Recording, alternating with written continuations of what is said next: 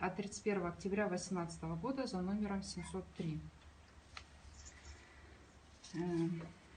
Исполненные документы формируются исполнителем в дела в соответствии с номенклатурой дел. Формирование дел вне номенклатуры дел не допускается.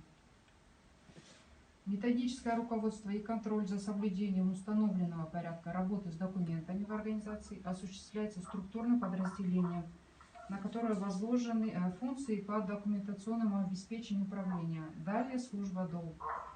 В том случае, если в организации не предусмотрено структурное подразделение, осуществляющее функции по документационному обеспечению управления, эти обязанности возлагаются на ответственное должностное лицо. При формировании дел соблюдаются следующие требования. Документы постоянного срока хранения и временного срока хранения должны группироваться раздельно. Понятно, да, так как у них сроки хранения разные, поэтому они формироваться вместе не должны. Бөлімшелердің нөмірі, ал 01 дегеніміз ол істер номенклатурасы бойынша істердің нөмірі болып есептелінеді. Яғни жылдың соңында тағы да құжаттар пайда болуы мүмкін, сондықтан бос индекстер қалдырып кетулеріңізге болады әр бөлімде. Құжаттардың аталуы, тақырыбы, соны толық жазу керек. Қысқартылған сөздер, солар қолданылмайды. Толық жазылады. Мысалы, негізгі құрам бойынша бұйрықтар дегеніміз, мысалы, сіздер жай бұйрықтар деп жаза салуларыңыз мүмкін да. Сондықтан құжаттардың аталуын нақты толық жазу керек. Тақырыптардың барлығын.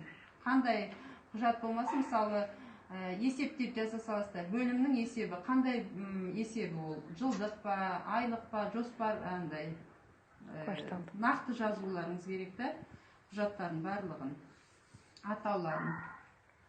Және олардың құжат түрлерінің атаулары, мысалы, бұйрықтар, хаттамалар, және хат алмасу құжаттары, құжаттың авторы, яғни құжат деген сөзді, мысалы, жазған кезде ескере жүрулеріңіз керек, тұрақты сақталатын құжаттарыңыз бар, мысалы, сіздерде. Құжат түрлері көп қой.